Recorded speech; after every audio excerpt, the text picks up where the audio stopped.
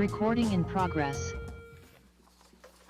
Okay, we will open up the Architectural Board of Review special meeting agenda for Tuesday, November 19th, 2024. Roll call, please. Thank you. I'll proceed with roll call. Chair Anderson, Here? Vice Chair Whalen, Here. Board Member Anderson, Here. Board Member Black, Here. Board Member Noon, Here. Board Member Six, Here. Board Member Sovereign. I don't think my microphone works. Okay, we have quorum. Thank you. Great. Okay, let's move on to general business, item A, public comment. So any member of the public may address the board for up to 2 minutes on any subject within its jurisdiction that is not on today's agenda. Thank you, Chair Anderson. I'll start with in-person public comment. At this time, I do not have any slips for general public comment. And if anyone wishes to make a comment, they may film on out and bring it to me. I see no one in the audience moving to do so, so we will turn our attention to virtual comment.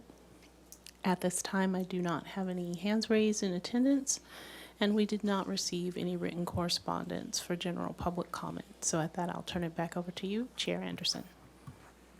Okay, thank you. We will close public comment, general public comment, and move on to the approval of the minutes from the meeting on October 28th. So moved. We have to look at it first. I'll second that. Any discussion? Okay, let's take a vote. Oh, just a note, I wasn't present for that meeting, but I did watch the video.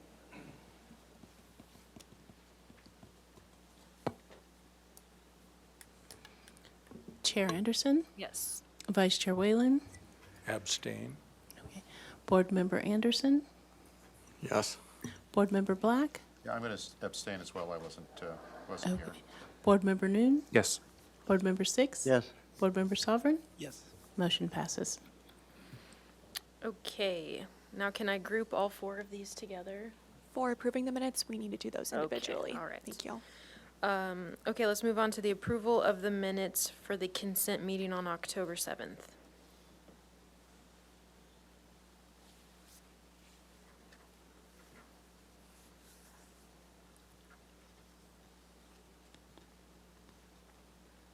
Okay, I motion that we approve those minutes. Second. Discussion? Okay, let's take a vote. Chair Anderson, Yes. Vice Chair Whalen, Abstain. Board Member Anderson, Yes. Board Member Black, Yes. Board Member Noon, Yes. Board Member Six, Yes. Board Member Sovereign, Yes. motion passes. Okay, let's move on to the approval of the minutes for October 14th, the consent meeting on October 14th.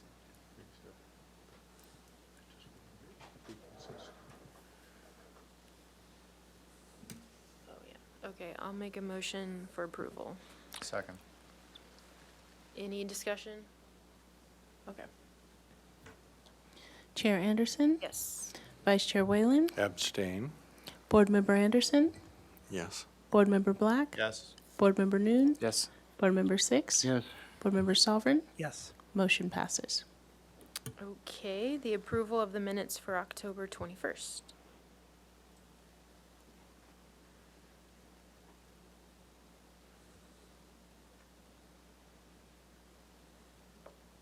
Okay, I'll make a motion for approval. Second. Discussion? Let's take a vote. Chair Anderson, Yes. Vice Chair Whalen, Abstain. Board Member Anderson, Yes. Board Member Black, I abstain as well. Board Member Noon, Yes. Board Member Six, Yes. Board Member Sovereign, Yes. motion passes. Okay, and then the consent meeting on October 28th. Approval of the minutes. Oh, pardon the interruption. I think we skipped the 21st, October 21st. Didn't we just do that? Oh, Yeah, we just did sorry. 21st. I had those open twice. Thank Yeah, you. we did. Okay, here are the 28th consent minutes.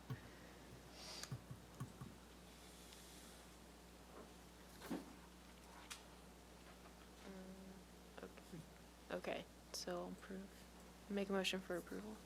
Second. Take a vote. Chair Anderson, Yes. Vice Chair Whalen, Abstain. Board Member Anderson, Yes. Board Member Black, Abstain? Board Member Noon, Yes. Board Member Six, Yes. Board Member Sovereign, Yes. motion passes. Okay, we're moving on to general business item D, the ratification of action taken on September 9th, November 4th, and November 18th.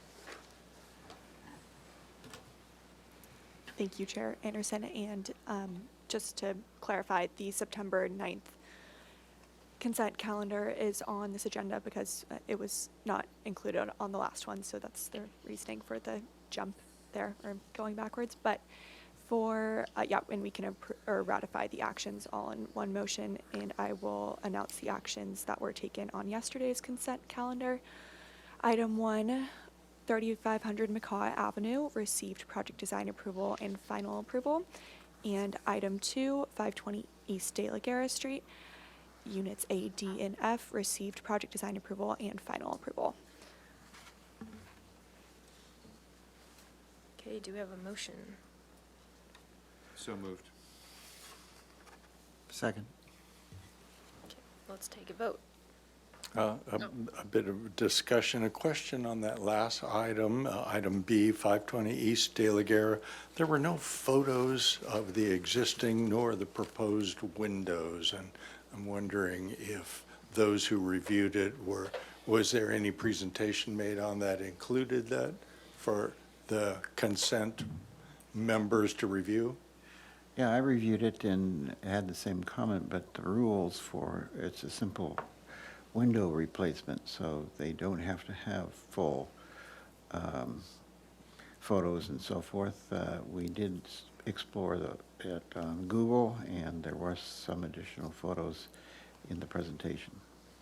Excellent. Thank you, Member Six. Okay, let's take a vote. Chair Anderson, Yes. Vice Chair Whalen, Yes. Board Member Anderson, Yes. Board Member Black, Yes. Board Member Noon, Yes. Board Member Six, Yes.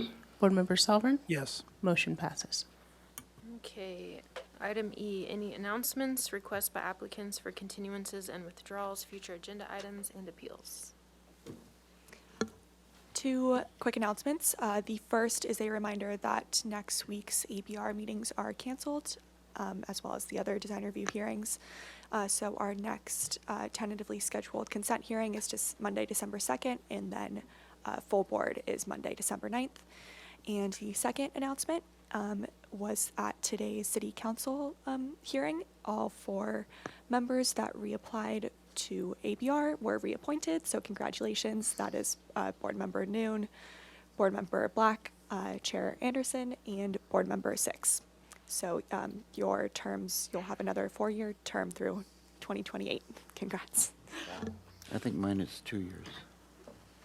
Oh, I will double check that. Thank you. Okay, any subcommittee reports? Okay, let's move on to item number 1. It's a continued item for concept review. 102 West De La Guerra Street.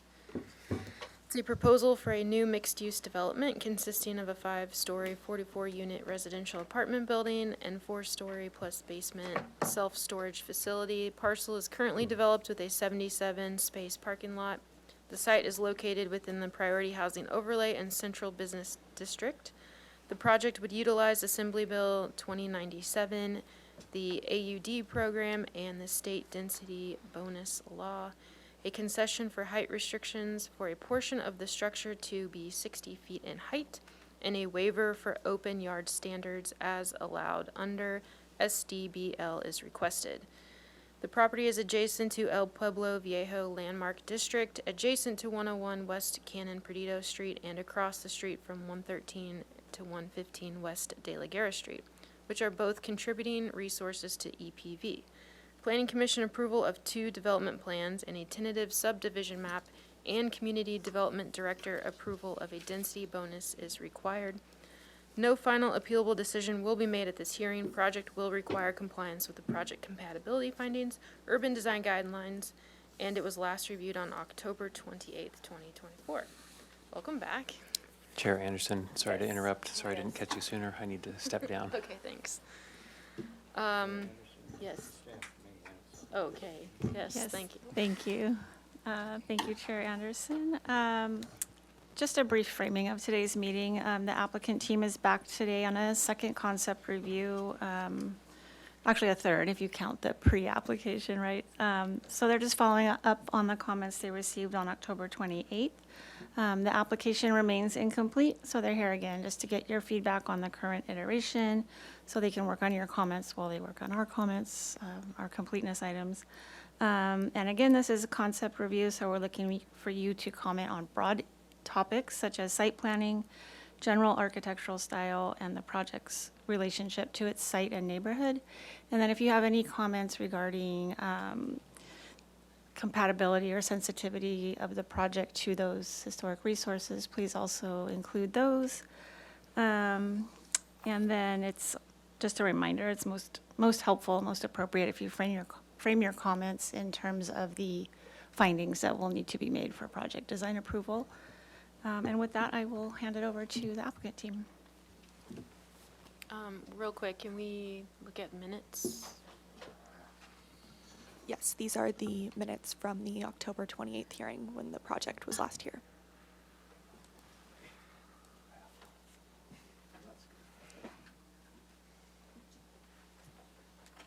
Yeah, I think hopefully most everyone's familiar since it was just a few weeks ago. Just the four of us. All right, well, take it away. You have 15 minutes. Great, thank you. Jeff Hornbuckle with the Cornell Collective. So we were just here a couple of weeks ago. You all had, I thought, very good, very thoughtful comments. So we took those back. I think made some really good refinements to the building. I think it's a much improved building, and I hope that you will all agree with that. So I'm just going to start off here at the site plan at the De La Guerra side of the building, which is a residential portion. So first, we've pushed the building back 3 feet in order to create a landscape buffer. At this east side of the building, we've pushed the stair back. If you remember, we had an exit passageway corridor extending all the way to the street. So we've pushed that back, sort of, pulled this corner back, which results in a little bit narrower building frontage on De La Guerra, and just really kind of helps the proportion of the building. Whoops, sorry. We were able to confirm that the lift is allowed to provide us access from the street elevation up to our base flood elevation. So that's great. Bike room, we've added a dedicated door from the sidewalk into the bike room and created kind of more of a storefront that sort of differentiates it from the residential units on the east side, on the west side, sorry. We have also extended there's an existing approximately 18-inch tall sandstone wall across the front of the property. So by pushing the building back, that's also allowed us to extend that sandstone wall across the entire frontage, obviously with the exception of where we're entering the building. We've also added we've extended that sandstone wall and then provided a gate and fence around this side yard, which was one of the previous comments. And we have also relocated the transformer, which was previously in this location, back to the alley side. So I'm going to scroll up to that side. So here is that new transformer location. In order to locate that here, it required that we carve away this corner of the building. So when we get to the elevations, you'll see that this alley frontage elevation has also reduced in width, which I think helps that, the proportion of that elevation as well. We also added a dedicated entrance off of the alley rather than having to circulate through the loading zone. We've added that entry door here, which helps add a little bit of detail and kind of announces that entry a little bit better than what was shown previously. So I'm going to go ahead and just skip to the renderings and then go to the elevation. So this is that front De La Guerra rendering. So you can see we've carved away the corner here, which results in a slightly narrower building elevation. You can see it a little bit more clearly in the elevations, but we've stepped the floors back where we have these banding elements. We've also given the base a different color, sort of refined the detailing at the entry door, which I think is a little bit more successful. You can see the landscaping at the front of the building. These are the residential units, so it provides a little bit of privacy and separation from the sidewalk to those residential units, which I think is a really good thing. At the bike room, we've added a door and made this kind of its own storefront just to sort of differentiate that from the residential openings. So this is the view from the southwest. Looking back, so again, we've pulled that stair back, added a 48-inch box oak tree, which Bob will talk about more in a few minutes. And then from the Chapala side, again, you can see that base to the building that we've added, and then the fence and gate at that east side. Moving around, so further from the corner, looking back at the building. This is the view looking across from Chapala. We've added some additional openings to the storage building just to help create a little bit more articulation there. View from just a little bit further up Chapala Street.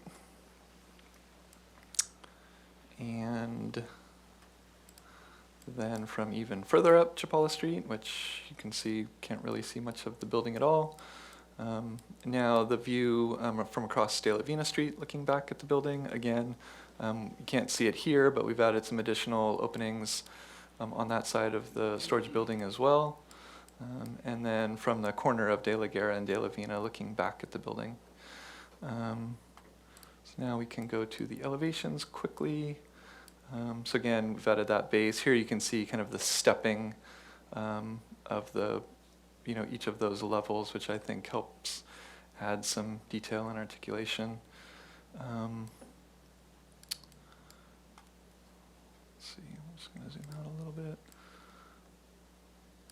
So again, we've added some additional openings on this elevation of the storage building. Likewise on the west side as well. And then at the rear elevation, I'll zoom in slightly. So here is that transformer. So this is the corner that we carved away, which helped sort of reduce the width of that alley elevation and that new entrance that I pointed out on the site plan. So I think with that, we can go to the landscape plan. And I will turn it over to Bob. Thank you, Jeff. Is this on? Can't hear myself. Here. Doesn't seem like it's working. Here, use this one.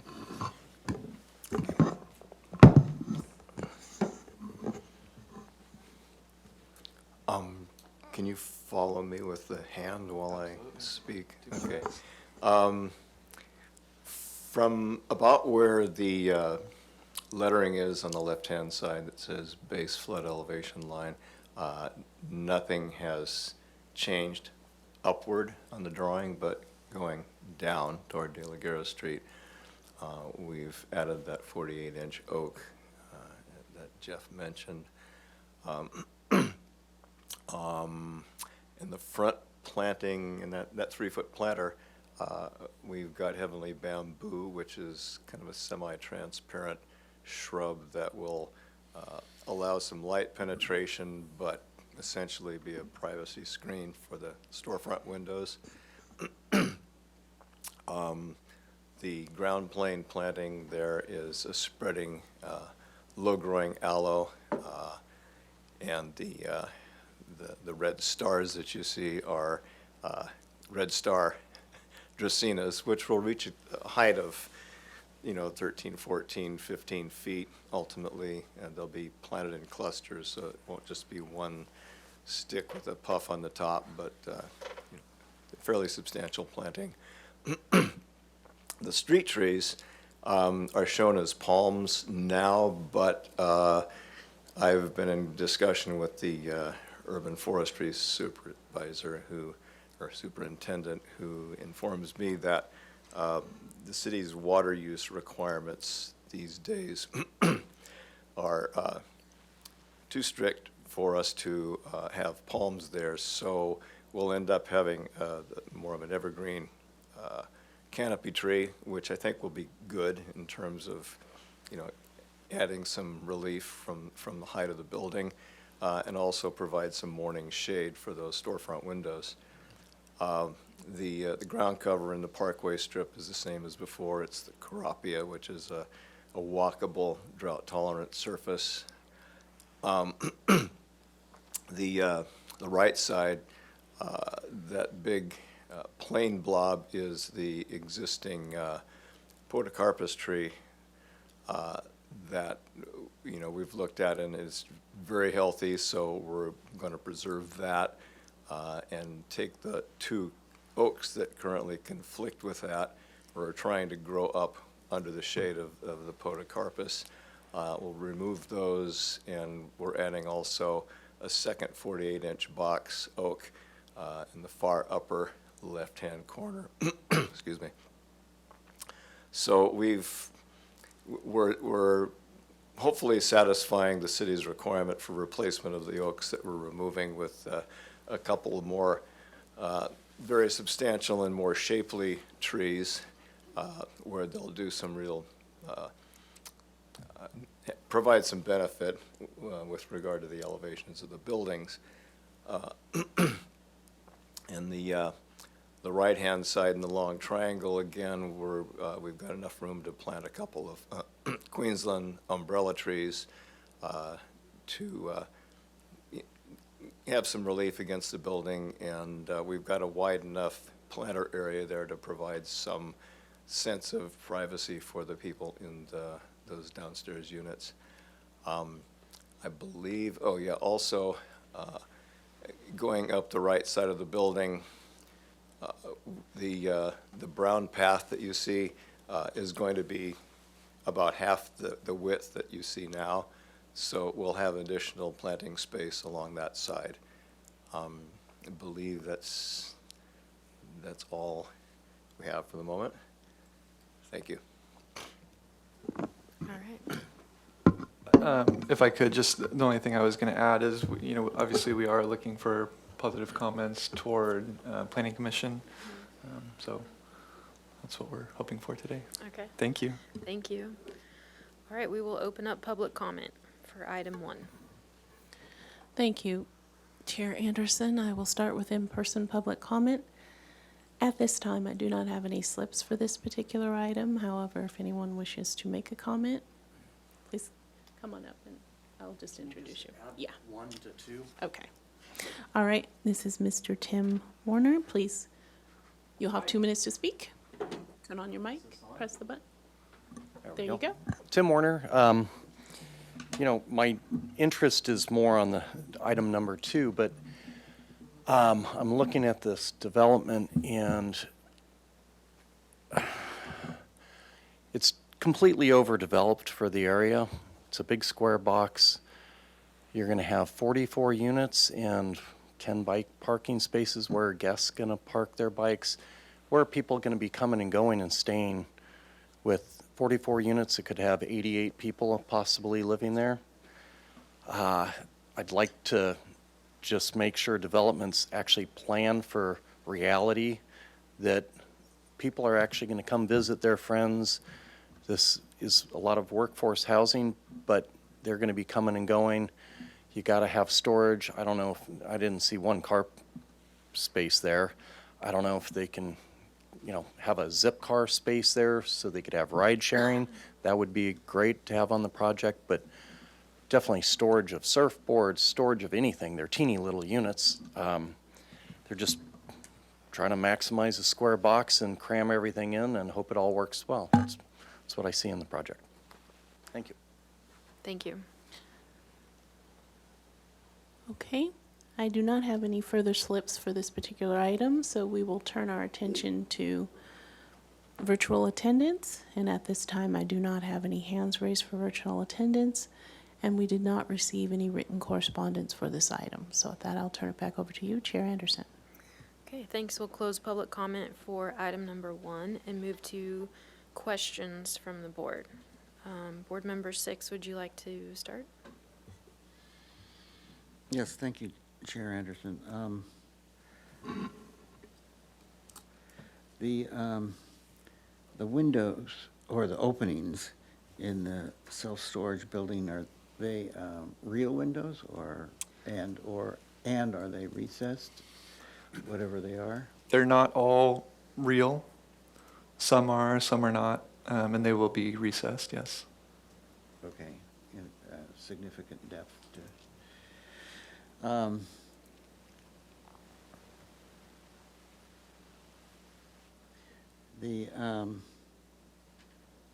much, there's, on the renderings, there's a band at the wainscot, is that,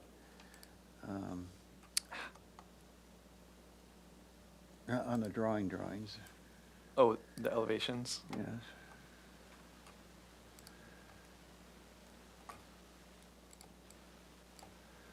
On the side, on the self-storage building. Oh, What is that? it's a little wainscot. Uh-huh. And is there enough of the wainscot to consider another color down there, or is it so deeply buried in the Yeah, it's something that back it's, of the block that Yeah. it doesn't matter? it's definitely something that we talked about. My initial thought is it's not that visible, so it doesn't get that much, I don't think it would do that much work. I was thinking it would be more impactful if we did it on the alley elevation where it's more visible. So we definitely would be open to that. So I think that should be considered. Could you go back to that other elevation, what, of the storage, what windows or openings would be windows and what would be fake? So I don't understand. Do you know? I mean, I know that these are all real. This is real. I think these are real. There's like I think that these are not. So that's going to be a pretty challenging job to make the real windows and the fake windows look the same, no? I mean, they'll be installed the same. They'll have the same recess. They'll be the same window. It will just be, blacked out on the inside. Okay.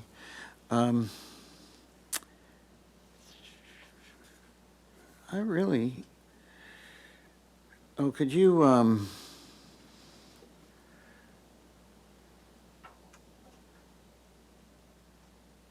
do you remind me of the trees in the niches? What type were they, and are they as tall as they ever could be? Those are sweet shade trees. They'll get up to about 35, 40 feet. 40 feet. They're narrow upright trees, so they Okay. can fit into that space pretty well. Do you have a call or a sway on what street tree is picked, or is that entirely up? Can you I can persuade for a Sure. likewise tall tree? Yeah, the Street Tree Advisory Committee meets the first week of December. I'm going to go to that meeting and just sit in and listen and comment, offer my suggestions. All right, thank you. Those are my questions. Vice Chair Whalen? Yes, picking up on that point, I understand that the Street Tree Advisory Committee helps or leads in the selection, but you, as the designers, can choose the location? We really don't have any sway on the location. We're showing 4 trees there, approximately 30 feet apart for the flanking pairs. The space between the 2 middle trees is a little bit broader. You know, I will advocate for a tree that will have a canopy that'll have, you know, the trees basically meeting each other when they're mature, the foliage. Well, I'll pick up on that point when we get to comments, but Okey-doke. you answered my question. Let's see. Oh, to staff, there was previous a question by, I believe it was member 6 on a definition of public views. Can you assist with any kind of answer yet on that? Sure, yes. It is specific, can you help me with this? It is mainly in the coastal zone that we have specific views called out. Yes, that's our understanding, that it's policies of the coastal land use plan, and there are not established scenic vistas inland towards the mountains. All right. And then a second question for staff, and this is regarding, say, an on-street parking for service vehicles. Is that something that can be included in this project as a request to the Transportation Department? It would need to be reviewed by transportation. I Would the project proponent lobby for that? How might that come about? It could be proposed. I'm not sure how supportive they would be, but it certainly. It seems like we it's could a look very at. valuable part of this project. Essentially a loading zone. Exactly. Yeah, I Something with mean, limited, sure, yes. absolutely. Are you thinking along West De La Guerra Street? Yeah, oh, For the yes, De La residential, Guerra okay. Street. This is for not only move in and move out, but service vehicles. And since it's fairly clear you don't have room on the site for an off-street parking space, and with this many units, it makes a lot of sense. But I'm getting into comments, aren't I? Stop me from doing that. We talked about the glazing. Let's see. Oh, yes, Mr. Hornbuckle, on levels 2, 3, and 4, there's bike parking, and that's accessed through the elevator, is that correct? That's correct. So is it just that simple? You wheel your bike in, either heft it up the stairs or use the lift and then bang it into the elevator and then back? Okay, that's, I see a lot of damage with that, but. You know, it's interesting. We've got several people in our office that ride bikes often, and their take is that they would never put their bikes in any of the bike rooms. They would put it in their unit anyways, so they'd be taking it up and down the elevator regardless. So. Yeah. As Mr. Cunningham knows, I have a lot of experience with bikes. What else did I have?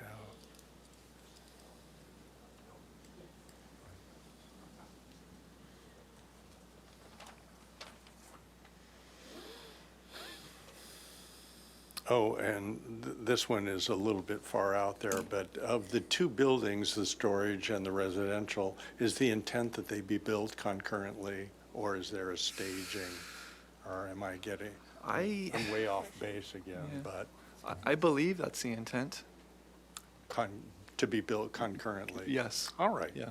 Those are my questions. Thank Okay, you, thank Chair. you. Board Member Black? Just a few questions. Bob, are there existing street trees on De La Guerra? I'm just curious. I didn't look, so. The queen palms. Oh, they are.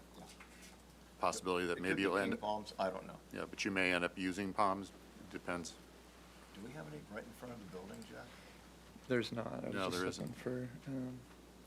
At least on your photographs, it didn't Yeah. show that. So these would be a departure from the palms on the street. Most of the palms on that block or most of the trees on that block are palms. Okay, Which is why we showed the palms and the right. renderings. Yeah. So here's the photo. There's no street trees in front. So, I'm sorry, so the city is concerned that they would use too much water? Is that what you said? Yeah. 4 the- trees? Yeah. Parks is hearing from creeks that they can't get away with specifying medium or high water use. trees for street trees any longer. Got it. Okay, thank you. And then, so, I remember your earliest ituration, you were talking about basically doing the storage building all in green. And is there any intent to do something like that? Are you going to be planting ficus puma or Virginia creeper or something on there, or no? Yeah. Go ahead, Yeah, Bob. but we, excuse me, on the storage building, we're still planning on the, Algerian ivy. And it's not covering the entire building. It's going to be in the niches on the right-hand side and the left-hand side. And, mixed in with that, we've got the trees. We've got windmill palms on the sunny side, and on both sides, we've got the soap bark trees and the sweet shade trees. So it's a pretty nice mix of trees. They're not going to completely cover the building, nor will the ivy, but the ivy will grow in those niches and escape around the corners. Are you going to have to use some sort of wire structure for those? No. Do they, ivy clings to buildings? Yeah. Like ficus? Okay. The only other question, the 48-inch oak tree, I know you have two of them. The reason you're using oaks is you're trying to make up for the oaks that you're taking out, is that correct? It's mitigation for the removal of the two oaks. Okay, so I see the one here in the lower left corner, and then the one in the upper. First thing I looked at was, do you have enough space to plant an oak tree there? That's my question, I guess. A 48-inch box, I mean, I suppose you could shoehorn it in, but they are sort of broad spreading trees, and it seems like pretty tight space. Well, we have the mitigation to satisfy. Yeah. The trees will go in as, fairly balanced canopies, but over time, they're going to have to be pruned Pruned to be, keep them away from the building. But I think the ultimate result is going to be a nice-looking canopy against the building, Yeah. as long as you don't get right next to the building and see how it's cut off. Yeah. Well, the Hymenopteron works well for that, Yeah. as you know, so Yeah. that's a good choice. Okay. Those are my only questions. Thanks. Board Member Sofrin? No questions. Board Member Anderson? I'm curious about the context in the ground floor. So what are some of those units, just first focusing on the residential portion, what are those units looking out at, for example, in Plan East and Plan West? So these are looking at the side yard, and these are looking at this side yard. Right, These but units look out onto the street. yeah, in terms of the context, though, the adjacent buildings or what, because I haven't walked this site, so I'm trying to understand, do these units look out onto another empty lot? Let's see, I don't think this shows let me go to the other site plan. Yeah, unfortunately, this does not show the building footprint, but there's a parking lot here and a building in the back, which you can see. Let's see. Oh, that's what there was. Yeah, you can Upper kind of left. see it here. So that's the building that would be on the Plan West or Plan East? This, well, the footprint doesn't show on the site plan, unfortunately, but it is this parcel here. So there's a parking lot in the front with the building in the back. Okay. And then this side is a parking lot.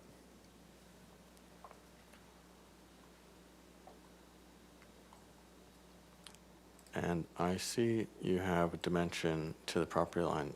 Can you occupy some of that side yard, Plan East, Plan West landscaping? Can you walk through it?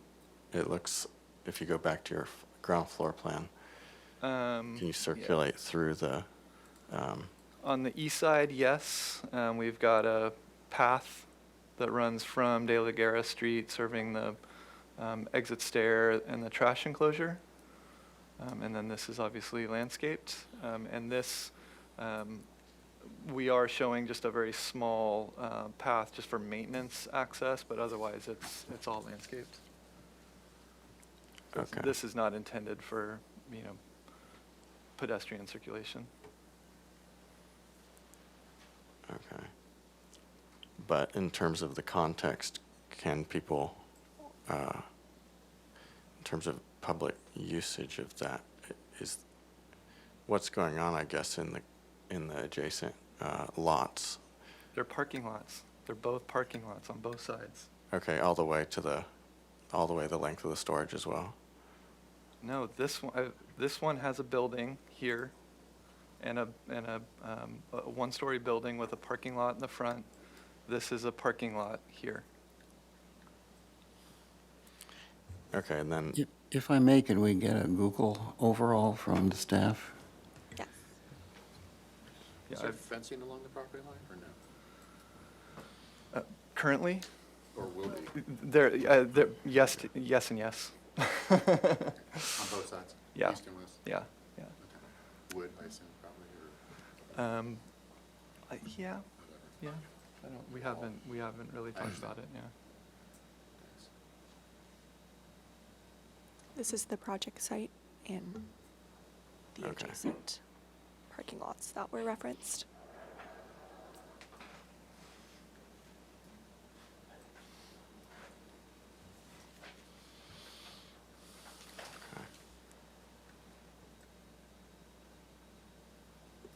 Any more questions? that's all for now, thanks. Okay, so I just have a few follow-up questions. Can you talk about the bamboo and the other red plant in the front planter that you said would be about 15, 14 feet high, and like, is that covering these windows from the units, the bedroom units? The bamboo, it's heavenly bamboo, it's not a real bamboo. But Okay. yeah, it's a very lacy foliaged plant. It will get to a height of probably 6, 7 feet.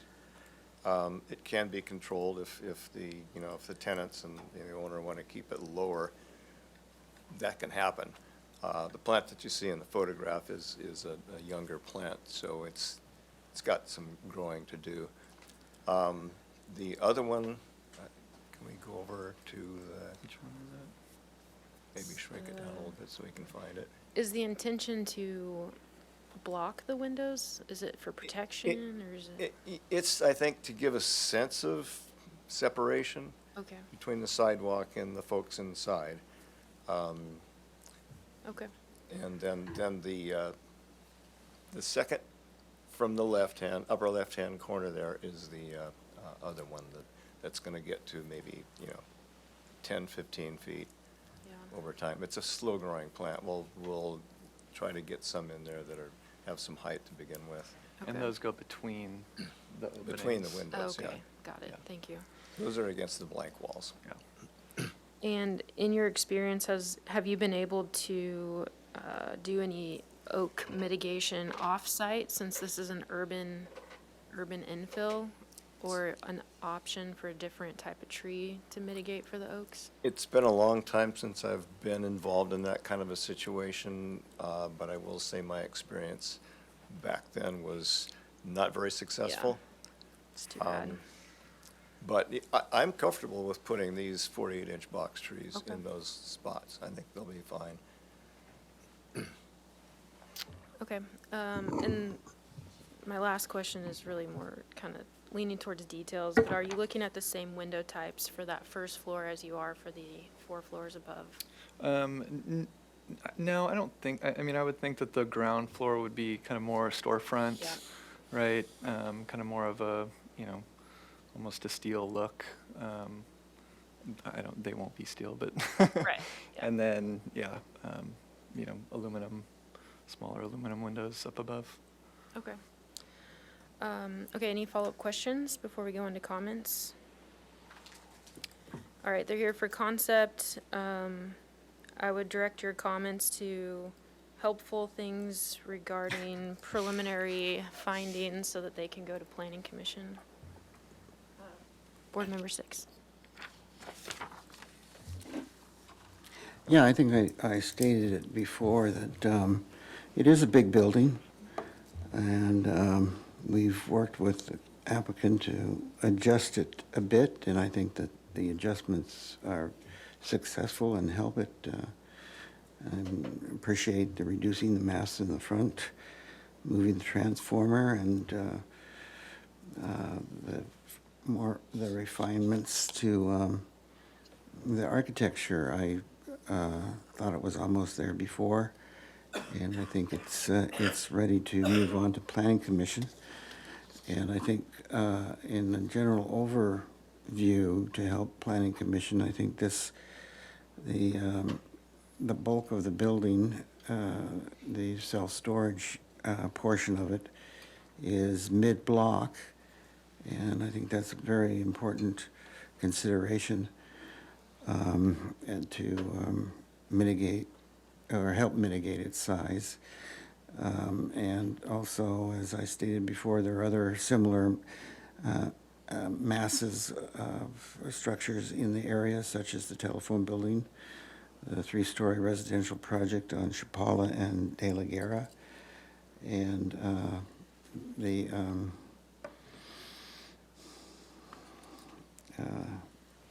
De Guerra Plaza. So I think that this, the mass, bulk, and scale, and the design and arrangement of this project is acceptable in my mind. Thank you. Vice Chair Whalen? Yes, to pick up on Member 6's points, I never had that much a problem with the mass, bulk, and scale. When I think of the Lions Moving and Storage Building on the 100 block of Cota, it's a 5-story building right on the street. There's nothing, maybe 1- and 2-story buildings surrounding it.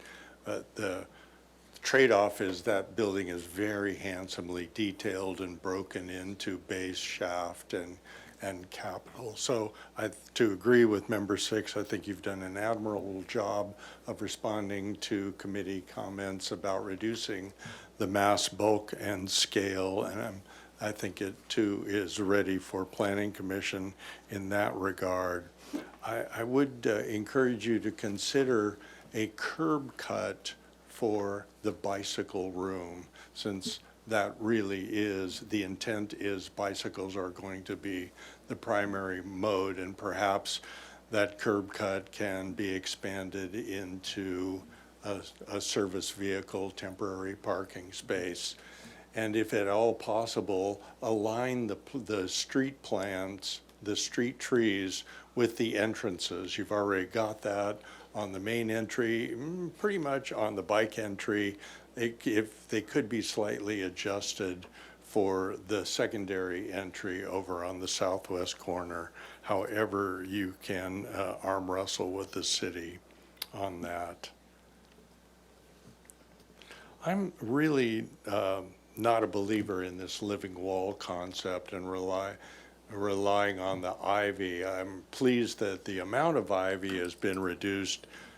You might consider Italian cypress instead of the oaks or the larger spreading trees. They might fit better in some of those niches. But this living wall concept that is a defining part of the concept might fail because they could die. But it does seem that you've articulated the mass, and the tree plantings are going to mitigate against that. Those are all of my comments. Thank you. Thank you. Board Member Black?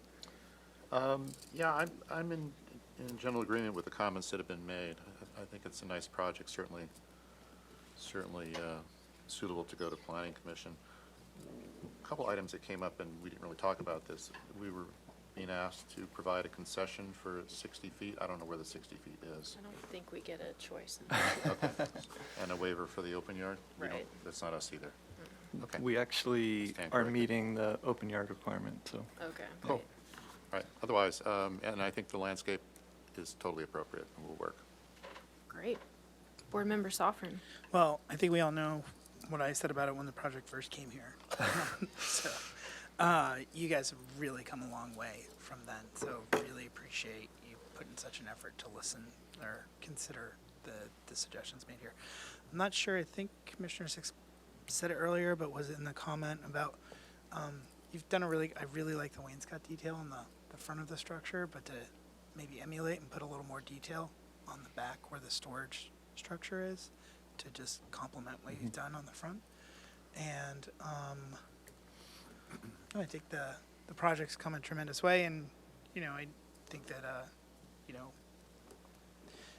there's a lot that's not in our purview, but what is in our purview, you've done a great job, and that's sort of the limit of what we can talk about. Yeah. All right, thank you. Board Member Anderson? I think that the experience of this from ground level is kind of problematic if you look at both the scale and the orientation of the units in the housing portion of this structure. I think it'll be kind of odd to walk by this and look into people's 300 square foot kitchen / studio. And I also think that the surrounding context isn't really well understood, and that's evidenced by the fact that it's not drawn in the site plan, and we had to resort to look at Google Earth to understand it. And if you look at Google Earth, it's not just parking lots. So I think it's going to be quite an odd experience to be next to this big storage, this wall of storage in terms of the,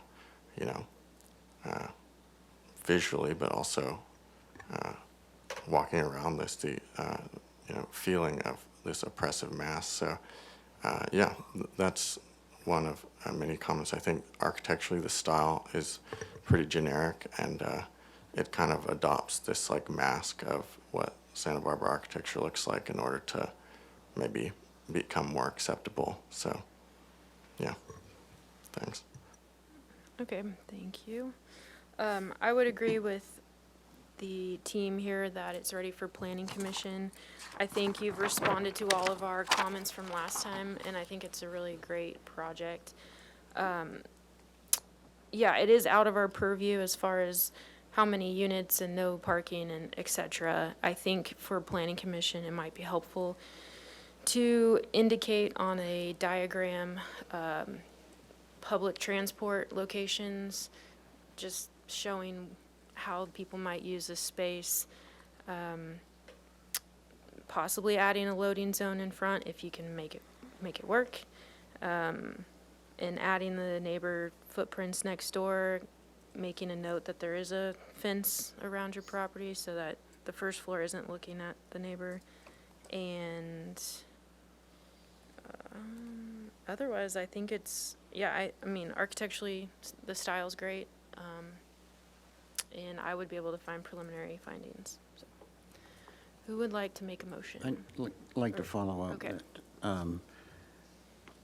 That, my approval is based on that the front building at least, well, and the back building will be full classic Mediterranean materials and constructions and so forth. So we're looking at the top-notch,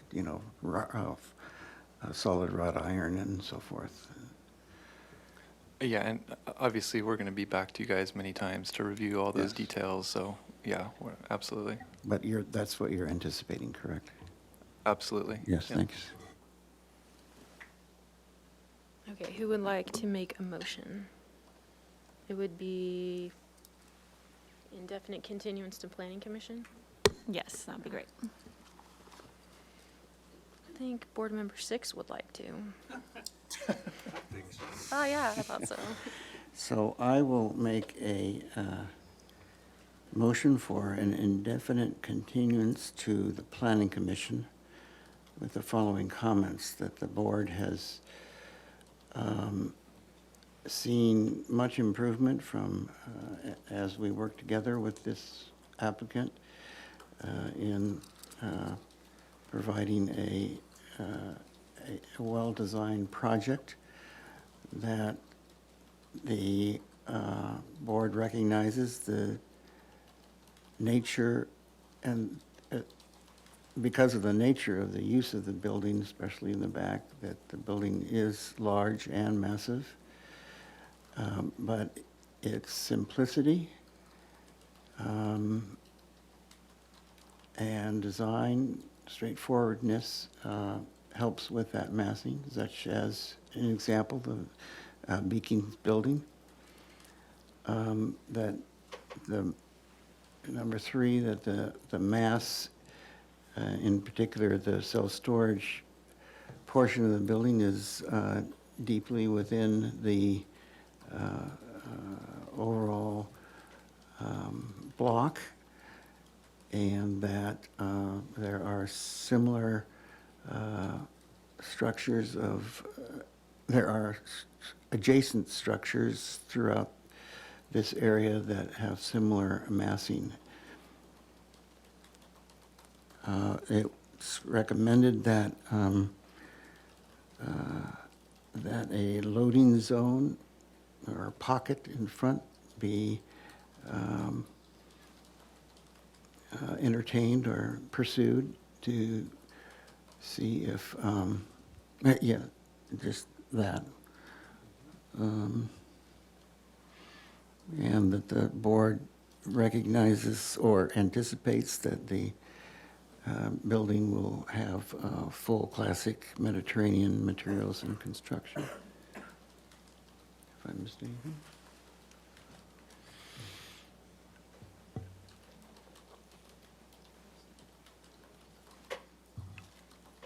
I'll second that. Any discussion? Okay, let's take a vote. Chair Anderson, Yes. Vice Chair Whalen, Yes. Board Member Anderson, No. Board Member Black, Yes. Board Member Noon. Oh, sorry. Board Member Six, Yes. Board Member Sovereign. Yes. Motion passes. Thank you. Thanks, Bob. Okay. Item number 2. Did you want to? Okay. Before moving on to item 2, Board Member Anderson, and would you please be able to state your reasons for voting no on the previous motion? Yeah. The project scale, I think, is both in the size of the actual units themselves and the overall balance of the massing between too much storage and too little residential is inherently problematic to the experience of the urban space. Thank you, appreciate that.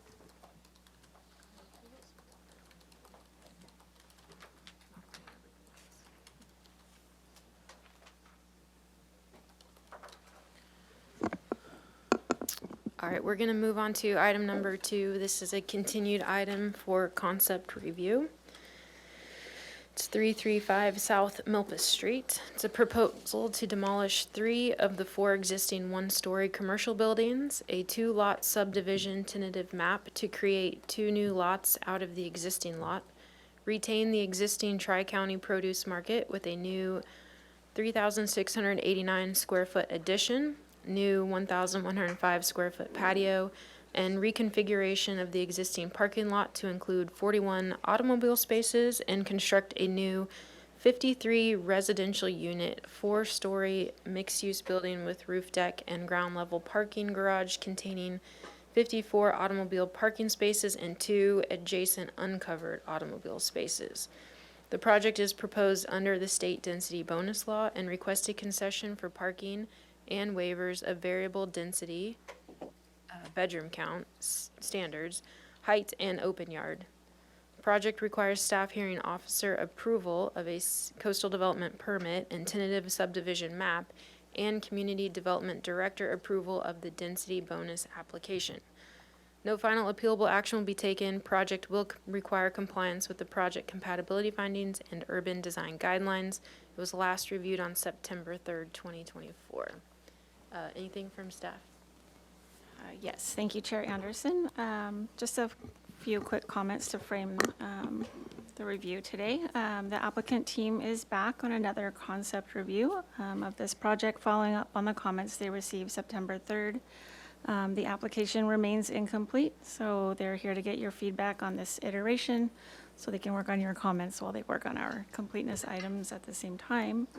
And again, this is a concept review, so we're looking for your comments on broad topics such as site planning, general architectural style, and the project's relationship to its site and neighborhood. And if you could frame your comments in terms of the findings that are required for PDA, that would be great. And if you feel the project is ready, we would be looking for a continuance, an indefinite continuance to staff hearing officer. And with that, I'll hand it over to the applicant team. Having deja vu. I know. Yeah, welcome back. Before you jump in and introduce yourselves, can we go through the minutes or pull those up? Because we had quite a few from last time. These are the minutes from the September 3rd hearing when the project was last here.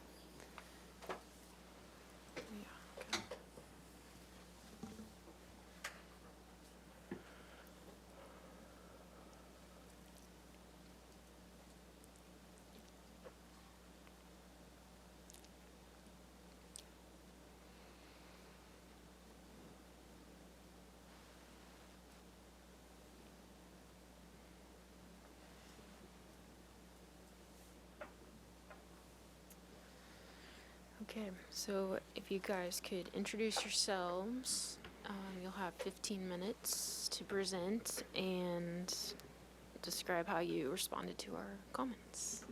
Thank you. Great. Hi, Jarrett Gorin from Vanguard Planning. I'm a land use consultant. Jeff Hornbuckle from the Kernel Collective, project architect. Nicole Greer, landscape architect, CJMLA, and I have a bit of a cough, so I'm going to put the mask on in between.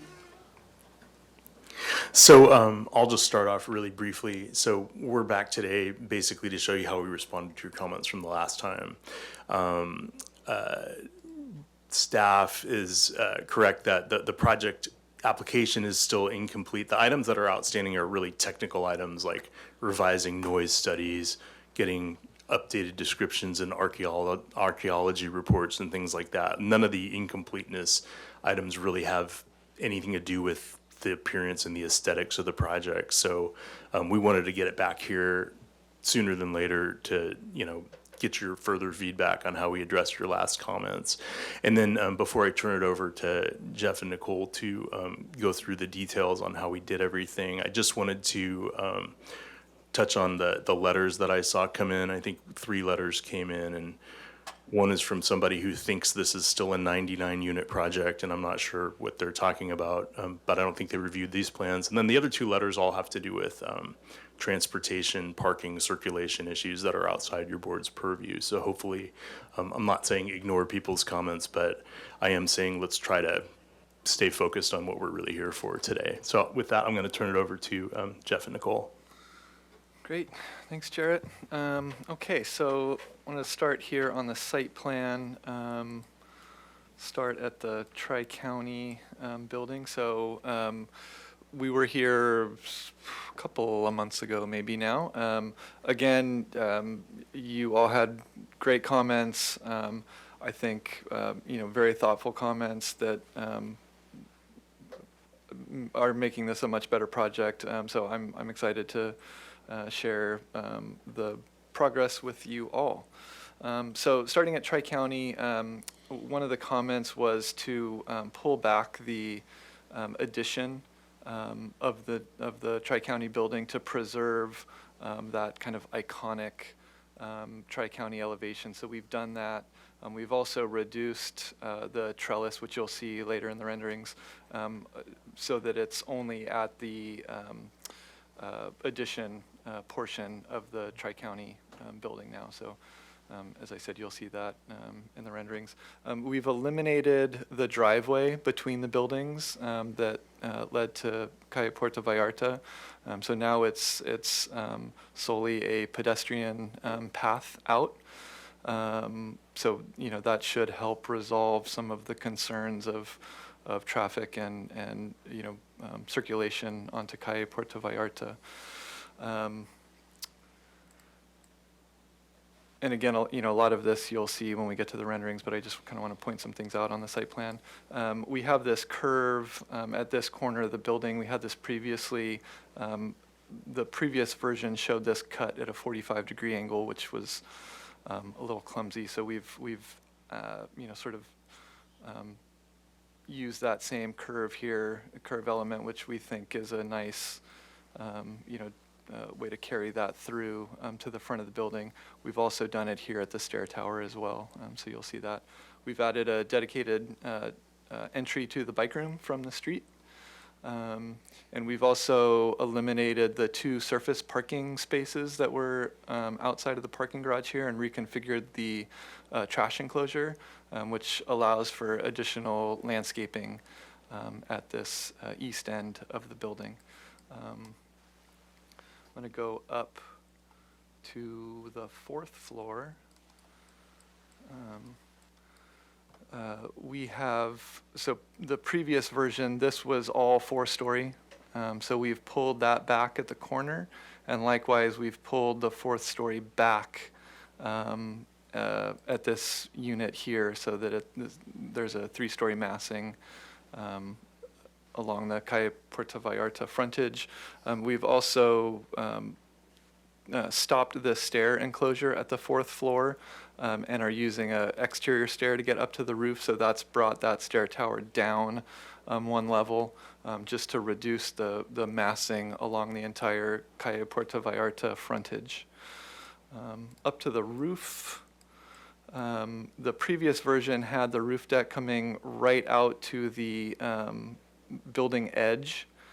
So not only did we pull that 4th floor back, but we also pulled the roof deck in and have a slope tile roof surrounding it. We've added some additional slope tile roof as well and kind of varied the extents of those roofs to get a little bit more variation along that elevation.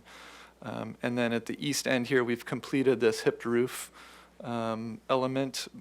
Previously, it had a parapet portion for half of it, so we felt it was just a little bit more successful having this hip roof kind of complete itself. So I'm going to go ahead and skip to the renderings. So here we are from the corner, or from the intersection of Milpas and Calle Puerto Vallarta. So again, you can see we've reduced. Let me zoom in a little bit here. Reduced the trellis, pulled it back so it's not overlapping the Tri-County building, and we've also pushed this back so that it preserves that Tri-County, that existing Tri-County front elevation. We've made the guardrail around the balcony more transparent, and obviously we need to really study what that patterning is and what that detailing is, and we'll have lots of opportunities to do that. But we've shown the intent of it being something a bit more transparent, so that you can see through to the Tri-County building, but also people in that patio space can see out. So here, actually, I'm going to go to the next view. So here you can see we've lowered this mass here, brought this down to 3 stories, and then this is that tile roof that's been added. And likewise, this is that 3-story mass that was a full 4 stories with a parapet. So that's been changed to a tile roof. We've also articulated this green screen, introduced some pilasters which interrupt the green screen, and brought it down to the bottom of that guardrail elevation. So reduced the overall height of that and articulated it much more. We've also introduced these screen elements which come all the way down to the ground, which we think helps the pedestrian experience along Calle Puerto Vallarta. So this is just another view, kind of looking more straight on from Calle Puerto Vallarta. This is the bike room where we've added that door into that bike room from the sidewalk.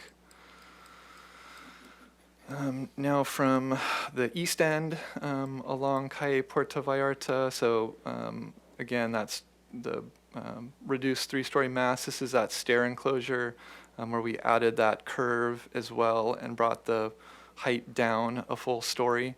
And then it's the roof is accessed via an open stair from the 4th floor up to the roof deck. We've added I'm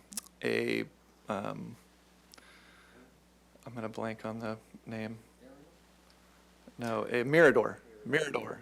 Thank you. A 3-story mirador over the garage entrance, just to add some, detail and articulation to this elevation, which was a little bit lacking in the previous versions. And then as we go to the north side of the building, really not much has changed here, with the exception of this hipped roof, which we completed. So this is a full hipped roof above that mass. And then going around, again, not much has changed here. And then as we get to Milpa Street, looking back to the building, so in the previous version, these balconies extended kind of this full width. And so we've reduced the width of these balconies. This was a kind of a solid plaster balcony, which we've changed to metal balconies that are similar to those on the north side. So we've sort of brought that same language and detailing around to this side of the building as well, which we think is works much better. And then as we get closer to the front elevation of the Tri-County building, again, you can see the reduction in those balconies, some of the articulation with the metal balconies, and then the elevation of Tri-County we've preserved by pushing the addition back, pulling the trellis, thank you. Pulling the trellis back a bay so that it's clear of the existing building frontage. Let's see, I think, obviously I skipped over the elevations. I think we can come back to these if there are any questions or you want to look at anything specific. I think with that, we can jump to the landscape plans, if I can find them. Do you want to drive that, Nicole? Sure. Thanks, Jeff. So this is our tree disposition plan. The only thing that's updated here is we had to also remove this street tree on the corner, Cloverteria, and you'll see in the site plan, this is now a loading zone.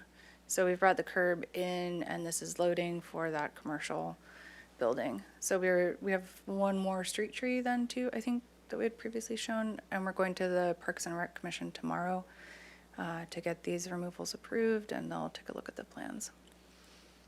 And then on this north elevation, there was a comment about making space for trees. So here's my case for the tree. It's still the same dimension, but we've pushed the tree out farther to right on the property line. So instead of being like fully enclosed by the building, it's only going to be, partially enclosed. And then we also switched the species. So it was a Italian cypress, and then you can see on the plans, we've switched it to slender silhouette liquid amber, which looks like this. And it's got half the width of the Italian cypress at maturity. So we think it's going to be, more viable, also less prone to fire. On the second floor courtyard, that's pretty much stayed the same. On the roof deck, I think that Jeff mentioned, sorry, it's not rendering very well. There we go, that's better. This was where the sort of trellis element was, and this was kind of like a family lounge area with a barbecue, and we've relocated that farther west. And you can see that in the elevations, so we can go back and look at the elevations if you want, but this is the overhead trellis, barbecues, and then outdoor dining area. And then we've kind of just like matched the roof, to meet the new roof plan. And then we've got these kind of platform elements, which would be wood deck integrated at like a seat level height with the raised planters.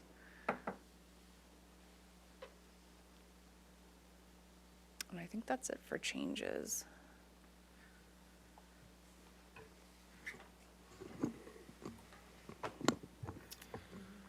Yeah, I think with that, we'll turn it over for questions. All right, thank you. We will open public comment for item number 2. Oh. Okay, hang on. Sorry, I just wanted to mention one thing because I think board member Whalen will mention it. The bike parking. Oh, yes, I forgot to mention that.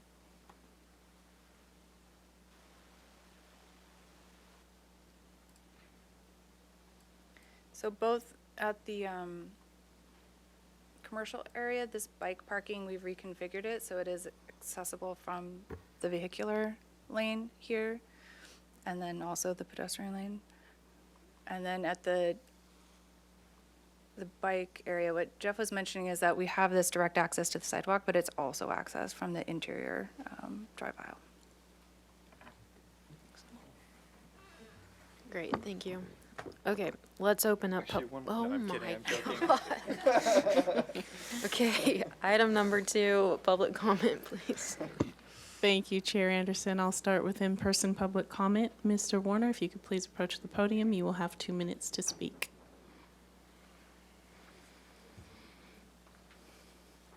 Good afternoon, Tim Warner. I own the property right across the street. Is it on? There you go. Hear me now? Okay, I own the property right across the street, so very familiar with the property. This new application or change in the application, I'm a little concerned that there is now a subdivision or new lots. And is there 2 lots or 3 lots? Because one of the critical things here is the railway property is 1 lot owned by the developer, which they have no development rights. On the grant deed, the railroad retained all development rights. So when you get a subdivision, has it been approved by the railway? Is it 2 or 3 lots? Little clarity there. But I'm really in favor of something happening to this property. It's got so much potential, but what the developer is doing is building a 4-story tower on a triangle piece of pie, and it's just bastardizing what this project really could be. And I don't know if they're in over their head, paid too much, really not getting the 99 units that they were hoping for. But I really hate to see a poor development, built out and ruin the neighborhood. I think they've got more than enough real estate to build 53 units in a 2- and 3-floor building that really makes the neighborhood great and keeps the neighborhood great. So I think there's definitely not enough bike parking and reality of how many people are going to live there. Tri-County needs to have, they can't be allowed to park semis blocking lanes on Oreadom or Calle Puerto Vallarta anymore. That needs to be addressed in the architecture as well as traffic plans. Thank you. Thank you. Next, Ms. Stephanie Diaz, if you'll please approach the podium. Chair Anderson, may I have an extra minute? I'm representing the neighborhood. I have probably about 10 comments from people other than myself. If not, I'll talk fast. Let's try to keep it to 2, Okay. and if you get to the end and you feel like you really need that extra minute, we'll see where we're at. Okay.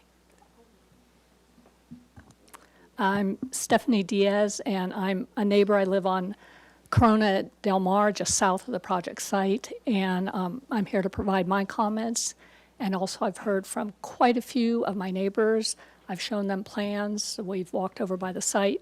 So I feel like these comments are not just out of the blue. There are people who have given a lot of thought. And the first thing that was very important to all of us is that the site is a gateway to the waterfront, and it's a gateway to East Beach. And the feeling was that the building felt more like it belonged at Cottage Hospital than at the gateway to the beach. So I think that probably relates a little bit to height, bulk, and scale. I think some of the changes that have been made, the tweaks here and there have been very helpful, but some of the comments from neighbors were things such as, it needs a beachy vibe. And they were talking about tile, awnings, wrought iron, palm trees, which I guess we can't do, I heard.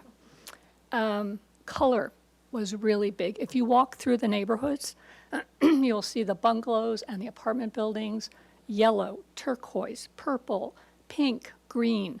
And here we have this white with a little bit of red tile roof and some brown trim on it. Especially the north side elevation where you're coming into the neighborhood, you're coming into the waterfront. That side just felt very cottage hospital. So that's what the terminology was. I know that there's been some talk already about traffic, and I want to just bring up one particular thing, and that was that the applicant was asked to show on the site plan across the street, because we can't tell where their driveway is coming out across from Corona Del Mar, because that is a blind intersection. It is so dangerous. We have screeching tires and cars swerving there every day. And it's real important. The traffic from this project will be dangerous to the people as well as the neighborhood. Pardon the interruption, Chair Anderson, there's no time remaining, but you can. Okay, can you wrap it up in 30 seconds? Okay. It'd be nice to see that on a plan so we could walk out there and see where the driveway is. Secondly, we understood there were to be affordable units, and the project description we've seen no longer has that listed. Is there a change in that? No. How many? We'll get to that. Okay. Okay. The other thing was the fear that the apartments will be rented at such a high price that the people that need it, all the service workers and the hotels and the restaurants and such in the neighborhood, that all those commuters would not be able to afford to live there. And they'll all be rented out to people who want ocean view scenic apartment. Thank you. And next we have Mr. Marquinho Gregory. If you could please approach the podium, you will have 2 minutes to speak. Thank you very much, Greg Martina. There we go. I appreciate it on the new rendering, the size diminishing from 90-some to 50-some, but I still believe, as I think the whole neighborhood, the size and the scope really and truly isn't compatible. And I understand that under your purview is very limited for the size and scope in general, traffic, parking, et cetera. But you folks are the experts as far as how to maximize particularly the public view access, which is a concern. You know, we live in the mountains and the ocean, but also just the architectural. And I've noticed in several meetings that I've been to that you've had great suggestions, and the architect has taken you up on those suggestions. We appreciate that. I still think we can scrunch, and you folks are the experts. The other thing I'd like to talk a little bit about is particularly the Puerto Vallarta. I noticed, and I talked with Jarrett, there is a cutout for deliveries to the Tri-County Dry Storage. I'd like to look at is that going to be hardscape? Is it going to be landscaped? The change in where the trash containers are, is that the main entry then into the apartment residence, is right there by the trash cans? Are all the deliveries for the apartment are going to go through by the trash can? Is the back parking lot on that one drawing that showed access to the back parking lot, entrance to the lobby from the back parking lot, is that going to be used for deliveries? Is that going to be landscaped, or what's that going to look like?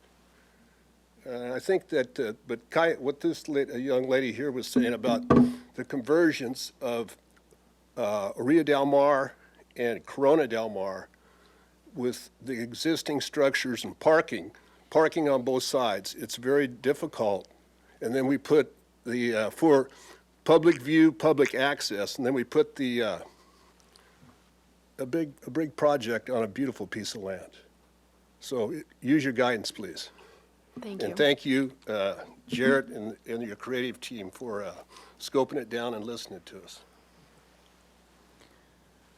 Okay, I have no further slips for public comment, so we will turn our attention to virtual comment. And at this time, I do not see any hands raised for virtual comment. And we did receive written correspondence on this project from a Mr. Eric Panzik, Mr. Ray Fazenden, and a Mr. Ron Meksood. And at that, I will turn it back over to you, Chair Anderson. Thank you. We will close public comment. And before we go into questions from the board, would the applicant like to address the question about the tentative lots and the affordable units? Yes, Chair Anderson. So on the lots, I just want to get everything really clear on here. There is one existing lot right now, and there is an easement to the railroad over that lot. They don't have a lot. They didn't retain development rights to that lot. You can't do that through an easement. Okay. The way the easement works is it prohibits us from developing within the easement, but the railroad didn't retain some rights to develop things within that area. So that everybody should be really clear on that. So we have one existing lot, and we're dividing it into two lots, and one will have the residential development and the other one will have the commercial development on it. As to Ms. Diaz's question about affordables, yes, we still have affordables in the project. We have 4 very low affordables. That's what's required under the state density bonus program, which is what we're complying with here. So that requires affordable units in the project, and they are still provided in the project. Thank you. I think that's the questions. Thank you. All right, let's move to questions from the board. Board Member Anderson, would you like to start? Can you go to the roof plan, please? Oh, I'm sorry, just so you know it's available, we do have a plan that shows our site plan and all of the streets and the development across the street. So if you want to see that later, we have it. Yeah, we'll go through that. Thank you. It's all right. I was curious, is the roof encroaching into the property line there on the bottom right?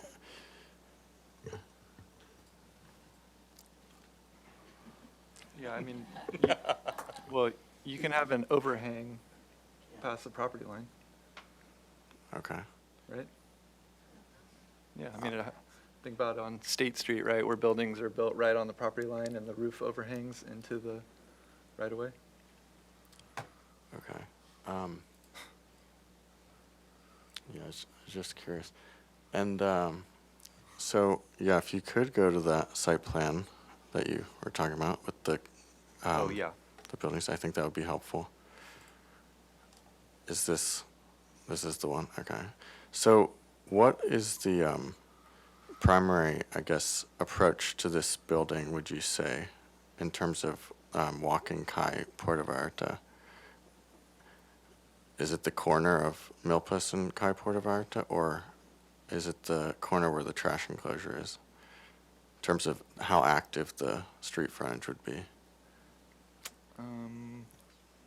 I don't think I'm understanding the question. Are you asking like pedestrian access? Like Yeah. people who would live there? Which direction they're coming from? Yeah, so there's a single-family neighborhood to the south. So Correct. I'm just trying to understand, is if you're a tenant in this building and you come down, or you're going to the Yeah, grocery lobbies store, I here, guess. yeah. Yeah, so where is kind of the locus of activity as you would imagine it based on your planning, your site planning?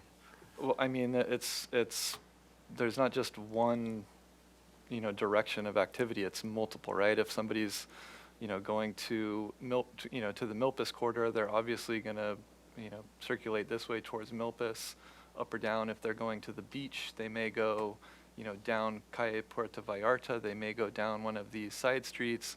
If they're going, toward the zoo or to the park, they're going to come, this direction. So it's a, there's a multitude of circulation paths. And, that's one of the reasons why we located the residential lobby where we located it, because it's sort of, adjacent to the residential neighborhood, across the street, as opposed to at, one of the street intersections, or some other location. So that was really the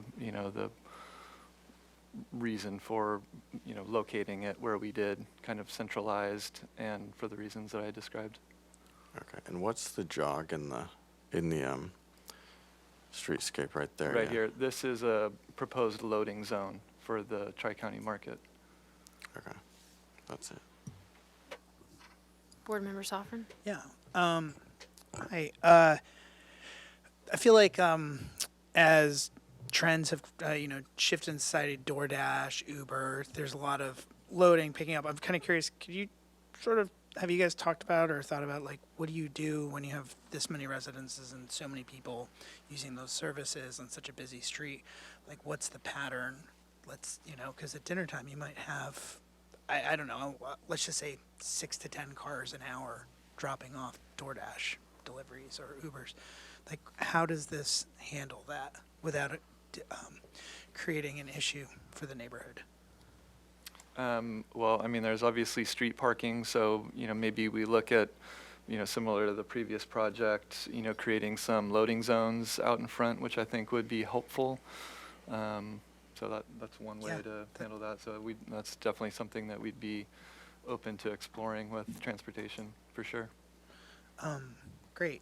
And then, did you want to? Sorry, I can speak to that a little further. So there isn't parking along the street at all now. So we're creating a whole lot of new curb that is now available for those types of things. And like DoorDashes, who knows? Everybody can call those at all different times, and they show up at different times. Right. But UPS, Amazon, when you have a project like this, they batch their deliveries. So Amazon doesn't send 10 trucks. They'll send one that has everybody's deliveries for the building. And the loading zone for the market, we have the ability to make that available to both sites if we wanted to. Those deliveries tend to come at different times during the day, and it would make sense to use that space for everything, which comes at different times of the day, and keep it from having to be right on the street. Certainly Amazon and everybody could use that. Okay. And then for the addition on the Tri-County Produce Market, that south wall, everything's looking really good. I was just kind of curious, do you guys have thoughts? Because it's just kind of a billboard with that industrial door, and you've done a really good job with even the Milpas front. But I was just wondering, has there been any thought maybe a mural there or something to add a little more character? Because you can have a lot of people walking on the street. Yeah, what's going on? Hi. So yeah, our thought was that it would be a landscape solution, and we would do a espalier along that side of the wall with a fruit tree, or something like that that's reminiscent of kind of an agricultural produce use. So we call that fruit tree espalier on that wall where it's trained on the wall. Okay. Yeah, that means cables, and then you tie the tree. Yeah, there is an image to the right. Oh, yeah. Gotcha. Okay. It just didn't have anything on the renderings. So, okay. Thank you. That's all. A little bit, but it doesn't do it justice, yeah. Thank you. Board Member Black? I guess I just have a question, just point of clarification about the green screen on the Puerto Vallarta. So, are they coming out of it looks like there's a little planter at the back of the sidewalk? Am I reading That's this right? correct. Okay, and that green screen will basically just come up on the face of the building? And if you didn't have the screen there, you'd be looking into the parking, correct? That's right. So the screen will actually be inset into the openings of the parking garage, right? Right. And I remember there was some discussion, perhaps the last time as opposed, having some sort of ornamental screen, if you will, like you've done other places I know. Was that ever considered at all, or? Yes, yeah, I mean, that's what we're thinking for these screens here, these smaller screens, that those would be a bit more, decorative, ornamental, with some sort of, maybe layered patterning. But then these would be, more of your standard sort of green screen that would get planted. I see. Right. And how tall are those, by the way? This element here? Yes, please. This is, I want to say 12 feet, but I can double check that. Yeah. The Sizable. previous version, we had it coming all the way up to the top of the guardrail. So it was approaching, 16 or 17 feet. So we've reduced that, by 4.5 feet, 5 feet, so that it's really sort of inset within those openings. And you have a similar application on the north side, is that right? Well, we have a very similar application on the west side of the building. Oh, okay. Let me go to that elevation. And these obviously don't read as well as the renderings, but so here's that west side, which is articulated in Got it. very much similar way with the columns coming down, and then on the north side, it is a little bit different where that green screen is kind of coming up to the top of those guardrails between the plaster masses. And perhaps you called it on the plan, Nicole, what species of greenery are you going to be proposing for the screens? The next page. Oh, next one, sorry.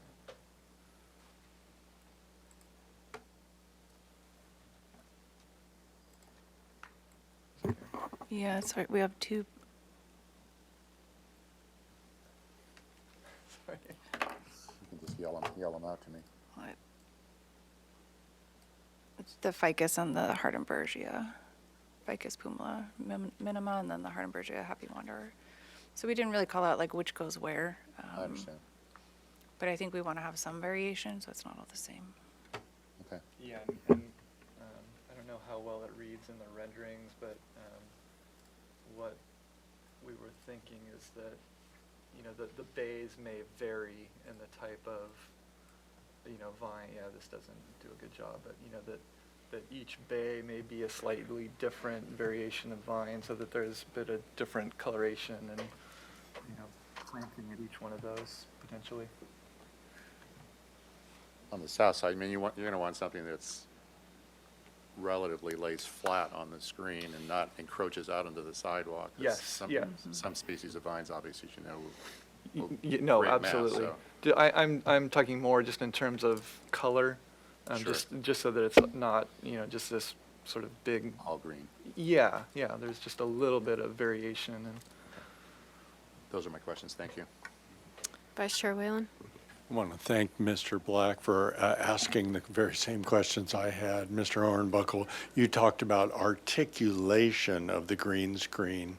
What exactly did you mean by that? so let me show, I think it might be helpful to show a previous version. Let's see if we have that here.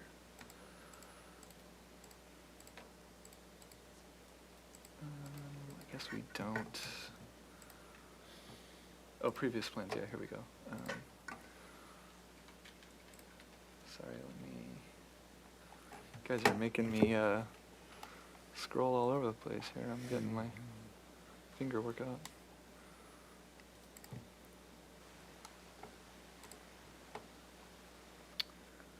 Let's see, I think this probably shows it the best. Yeah, so the previous version, it was just a continuous green screen from the ground to the top of the guardrail, from the edge of this mass to the edge of this mass.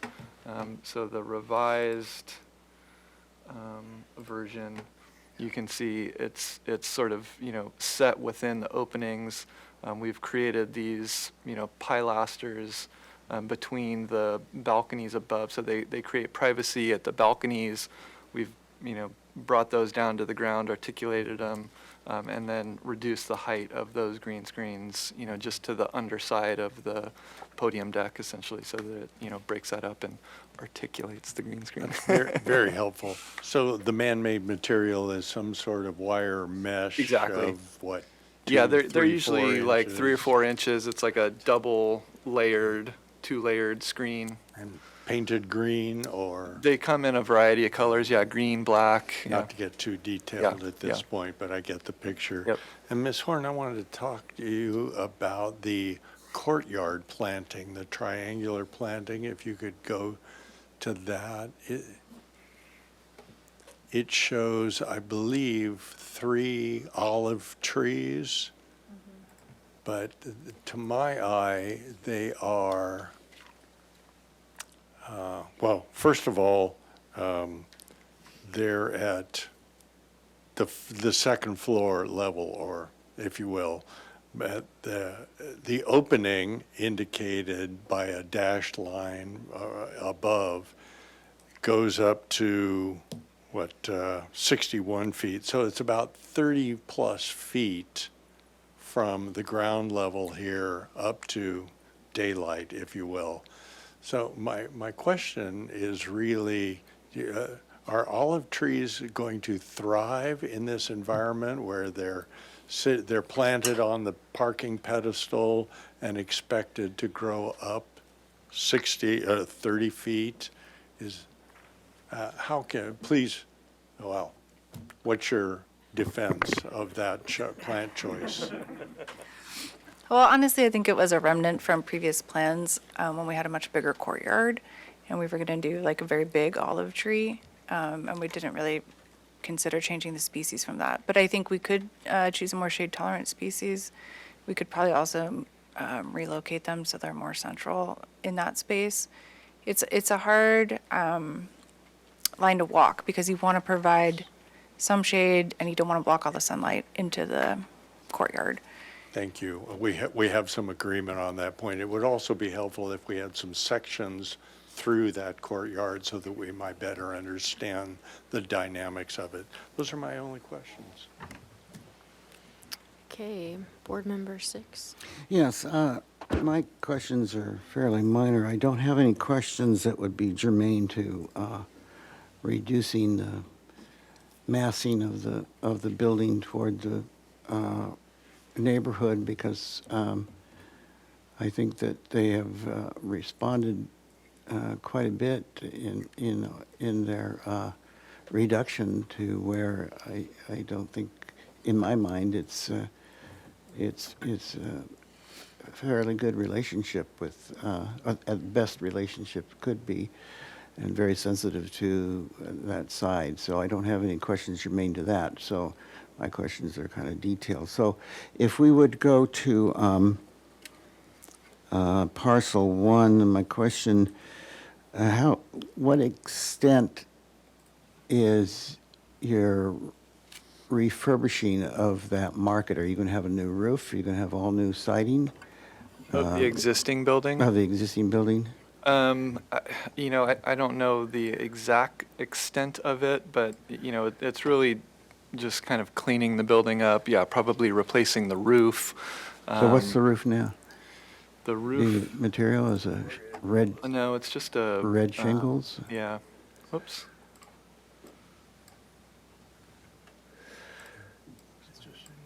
Just a, yeah, kind of a brown. And so you intend to, obviously, respect that? Yes, yeah. I mean, we wouldn't be changing, drastically changing the look of this. We'd just sort of be, fixing it up a bit, but using, very similar colors and materials. Okay, so in regards to that same building, I noticed on your roof plan there is mechanical equipment rooftop on the new flat portion. Do you have any concerns about the screening of that mechanical? And I don't know if I think it's a pretty low structure, so maybe some second-story people in the neighborhood can see it, and you certainly can see it from your second, third floors. of your project. So you have any intentions there? That's a very good point. I mean, you know, obviously we don't know what the equipment is that, if any, that will be required to go up on that roof. But yeah, we'll definitely want to explore screening and you know, making it as, you know, non-visible from the residential units as possible. Okay.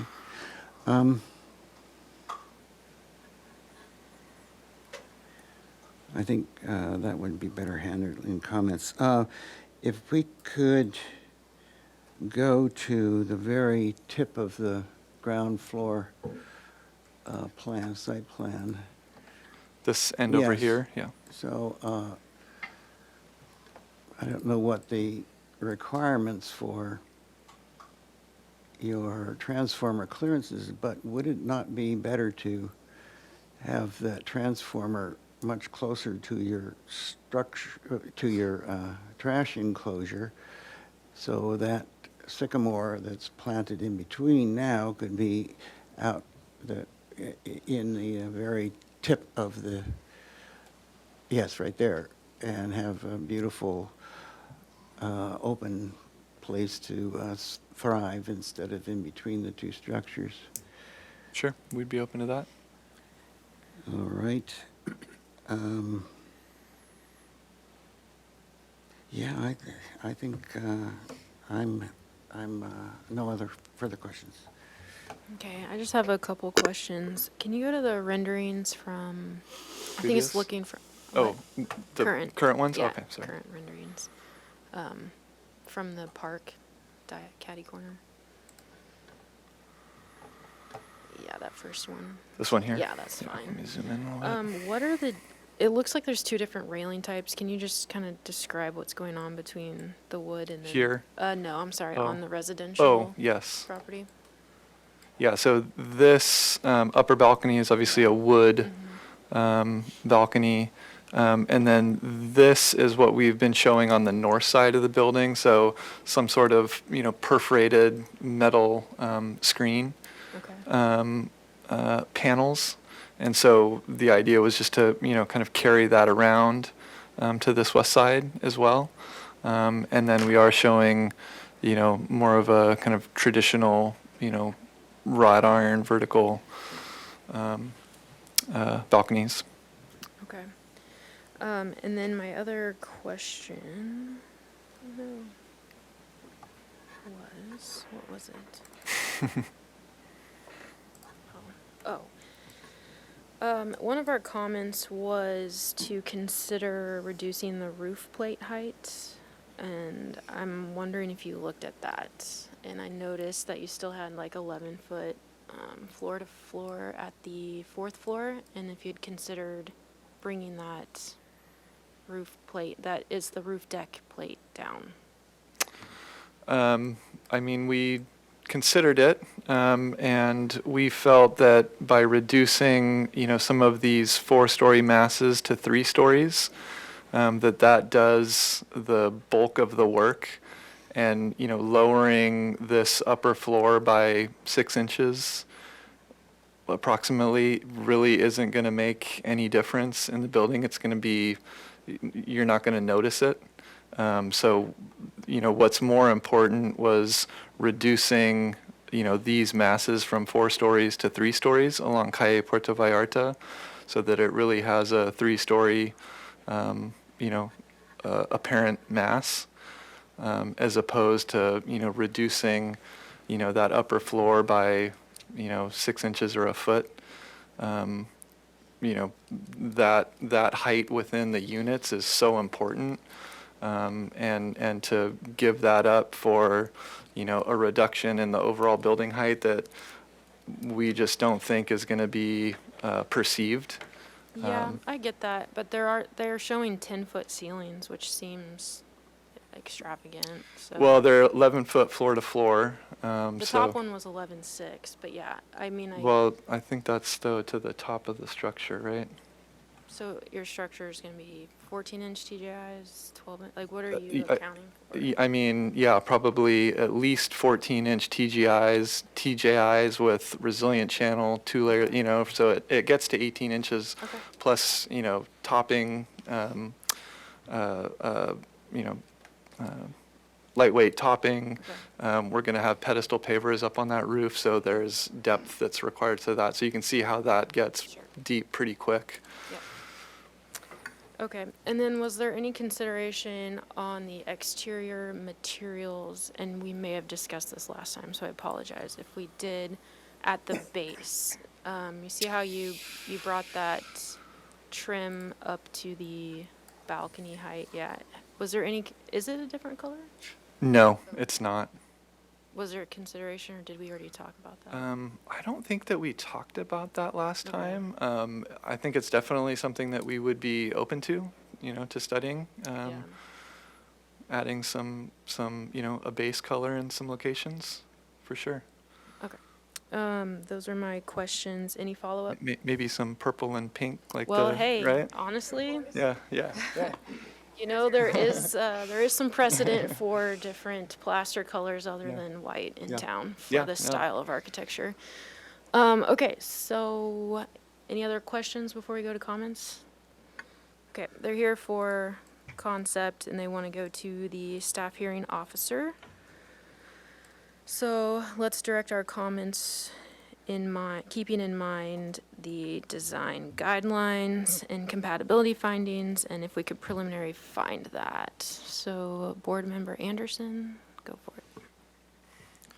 I think overall, in terms of the development from the last, we saw the stylistically, it feels a little busy. I think the curve, for example, on this corner, combined with the kind of Spanish veranda thing up on the top floor, combined with the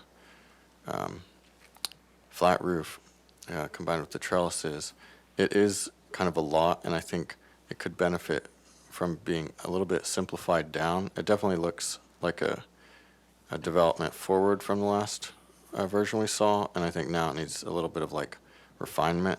I like the bay window thingy, the mirror door thing. I think that is a nice kind of adjustment in the scale of the massing, and gives it a little bit more kind of specific. And the proportioning of it is nicer compared to the kind of blank plaster massing. I think you could play with that potentially, and I think that the expressed rafter tails are not quite working with the cornice molding and the curve language. It seems to be kind of these competing styles a little bit. That's my comment. Yeah. Board Member Sofrin. I liked where Chairmember Anderson was maybe suggesting evaluating, incorporating some colors maybe below that line. I thought that was a really something to study. And just to follow up, I do think it'd be great if you guys could study a little bit more about, like potential loading zone in front, just something like that to help mitigate, because I appreciate Amazon and UPS consolidating, but Ubers don't consolidate. So those are my comments. Board Member Black. Yeah, I would agree with those comments. I do think that it's, significant improvement over what we saw last time.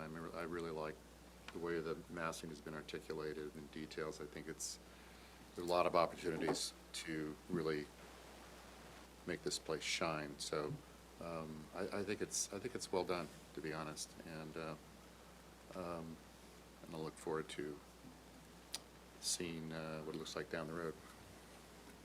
Vice Chair Whalen. Nothing additional to add to those comments. Wow. Board Member Six. Yes, first, thank you for responding so well to our comments.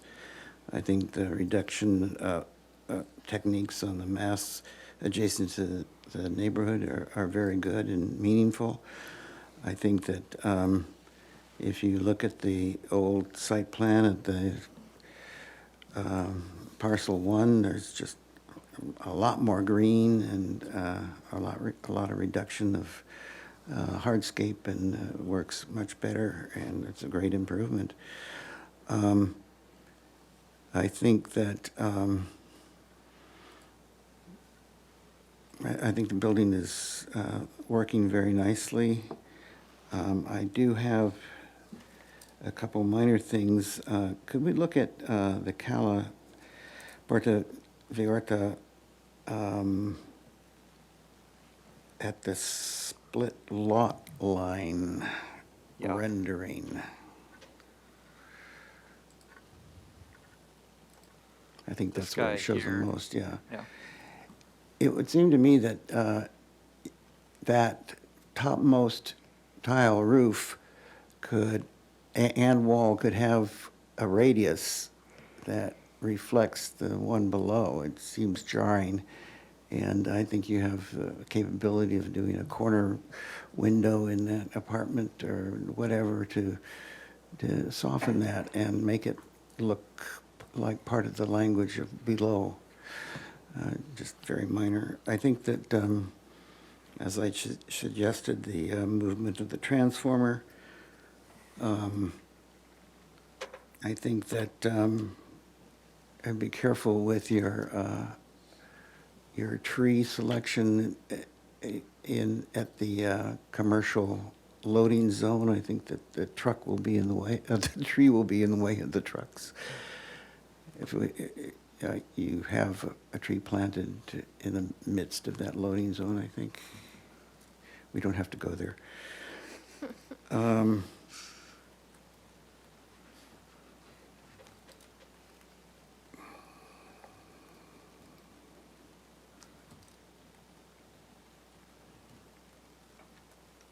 Yeah, I appreciate the movements it's made, and I think, I resonate with some additional loading zone by the residential apartment entry, and perhaps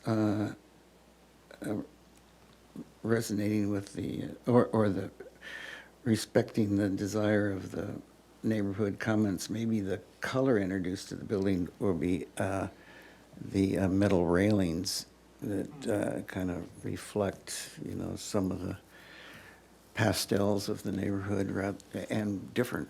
Yeah. So rather than, fighting with a classic Mediterranean. Beachy pastels. Beachy pastels. There you go. Bingo. Win-win. Yeah, I mean, I think you've responded really well to our previous comments. I think it's definitely going in the right direction.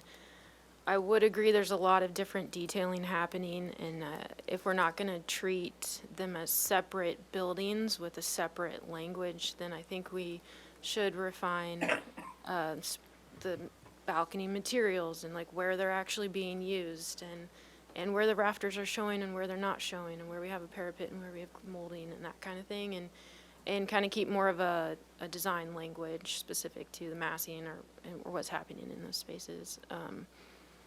And if we could go to, I think it's the rendering to the right of this one on that same page. Yeah, so the split kind of between those two structures, I think can be refined as well on the 3rd and 4th floor. It just kind of looks like you just cut through, and so maybe pull the 4th floor in just a little or something, just to kind of give it a little bit more articulation, and that might change based on his comment, but whatever. Just, I think it looks a little unfinished. Yeah, is a my little point. jarring, yeah. Yeah. And I thought the comment about kind of combining the transformer and the trash enclosure closer together as more of like its own little massing, so you can have better green space around, was a good comment. The loading zone's a good comment. Yeah, it'll be interesting how to introduce a beachy vibe into this style of architecture, but I think it can be done, and I think there are precedents. Yeah, that color, for sure. But again, like, that's the only location this happens, so does it happen somewhere else? Does it not? Do you bring that color into the windows? Do you not? That kind of thing. And yeah, so those are my comments. Further comments? Otherwise, we can have a motion to staff hearing officer if everyone thinks that's appropriate. I'd be willing to make a motion that the project continue indefinitely and return to the board, but it is ready for the staff hearing officer with the following comments: that it complies with the project compatibility findings and urban design guidelines. Overall, the board appreciates the improvements in massing and design that the project has achieved. There's still some design refinements and simplifications that are recommended, i.e. the balconies and the eaves. There has been a substantial reduction in the mass, and addition to the landscape areas are notable improvements. Some color variations are to be considered, i.e. beachy pastels, and consider additional loading zones along the south side, and that the site and location of the transformer and the trash enclosure be reviewed to be combined and expand that landscape area in that corner of the project.